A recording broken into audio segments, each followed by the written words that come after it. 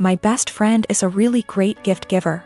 I know that she plans gifts really far in advance and always dedicates so much time and thought into them.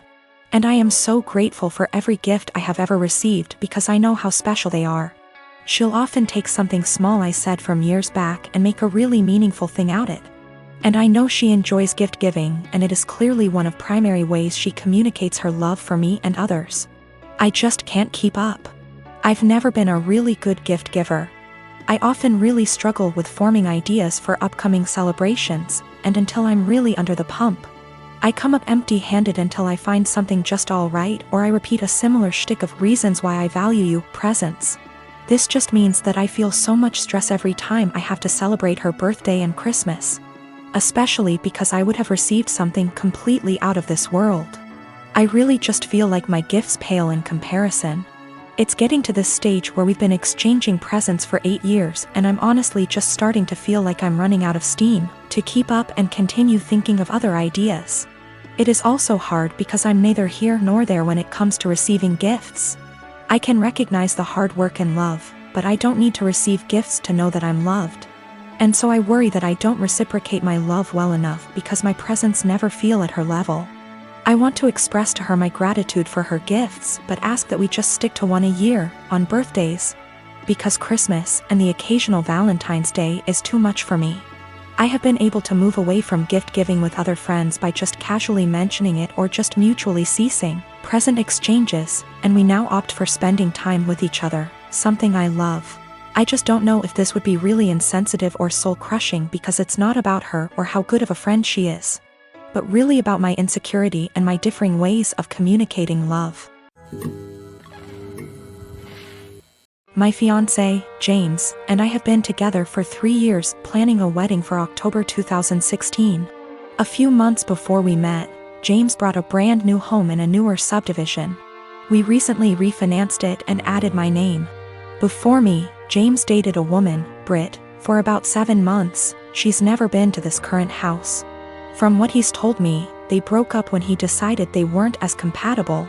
The breakup was rough, to the point where he and neighbors called the police when she wouldn't leave his front yard and was screaming at 10 p.m. at night. This is all from what he and his sister have told me.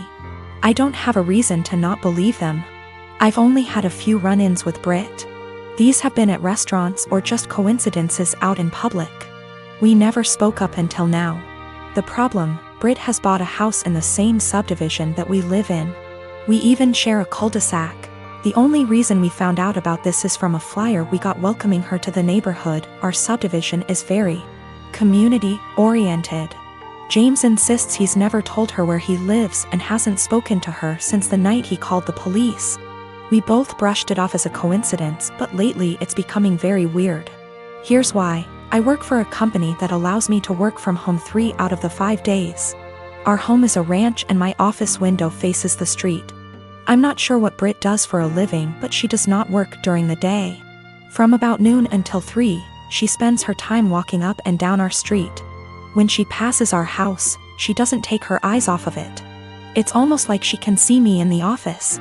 She'll even stop in front of our house and stretch there for about 5 minutes. Every day anyone is at home. It makes me uncomfortable to the point where I have all of our blinds closed during the day. I understand the need for exercise, but she walks for 3 hours just going up and down our street.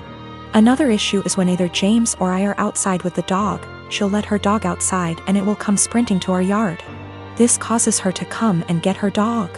Every time she says, "I'm sorry, we're still working on training." James and I are always polite.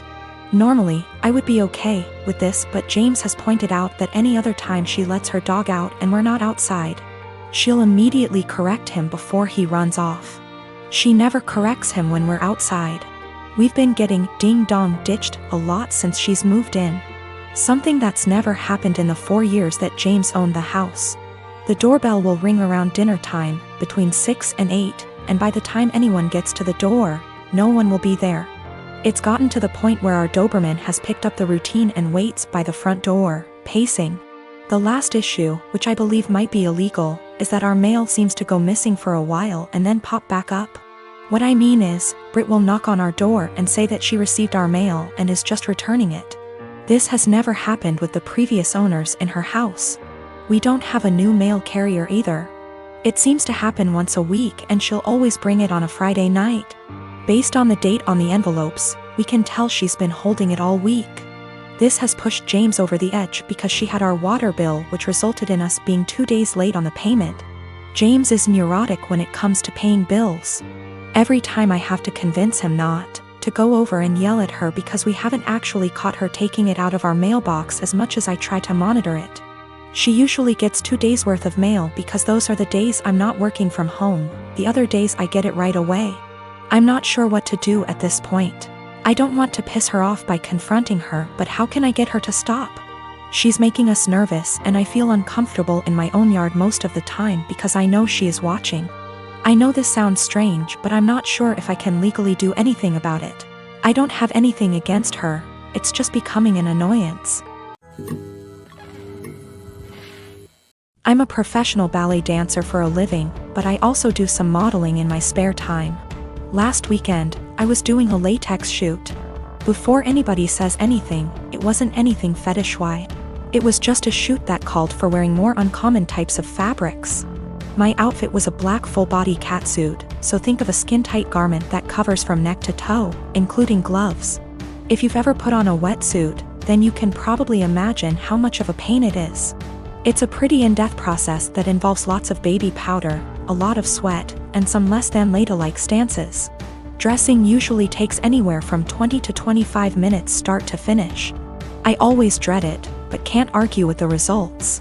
Anyway, my boyfriend was in my dressing room as I was getting changed. He doesn't always come along for shoots, but I needed him that day because my car is being repaired and we needed to go somewhere afterwards. His one kinda annoying thing is that he talks to me while I'm getting changed even though I very politely asked him to let me do it in peace. If I'm just putting on a dress or something less complicated, it's not a problem.